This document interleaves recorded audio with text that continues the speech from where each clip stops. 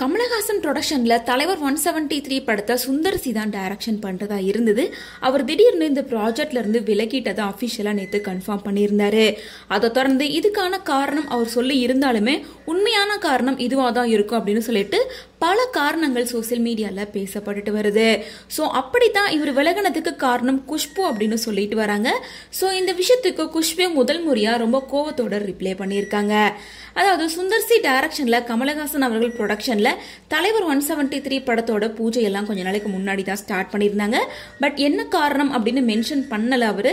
நான் இந்த படத்தை விட்டு விலகிறேன், வேற ஒரு நல்ல படத்துல நம்ம ஜாயின் பண்ணலாம், சோ இந்த காம்போவை மிஸ் பண்ணது எனக்கு ரொம்ப கஷ்டமா இருக்கு அப்படின்ற மாதிரி சொல்லியிருந்தாரு. அதை தொடர்ந்து இது பத்தி நிறைய காரணங்கள் சோசியல் மீடியால பேசப்பட்டிருந்த நிலையில குஷ்பு தான் இதுக்கு காரணம். குஷ்புவ ஐட்டம் சாங்குக்கு ஆட சொல்லியிருப்பாங்க போல இருக்கு.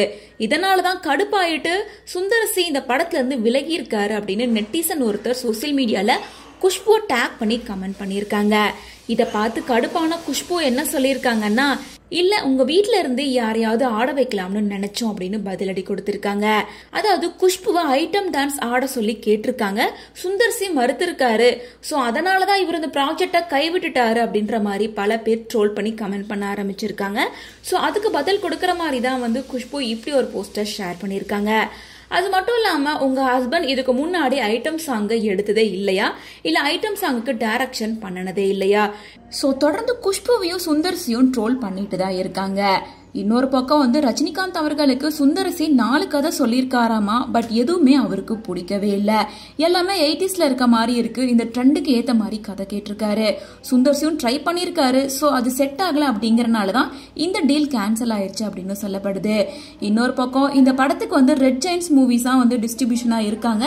ஸோ அதனால சில பொலிட்டிக்கல் இஷ்யூவா இருக்கிறதுக்கும் வாய்ப்பு இருக்கு அப்படின்ற மாதிரி டாக்ஸ் போயிட்டு இருக்கு.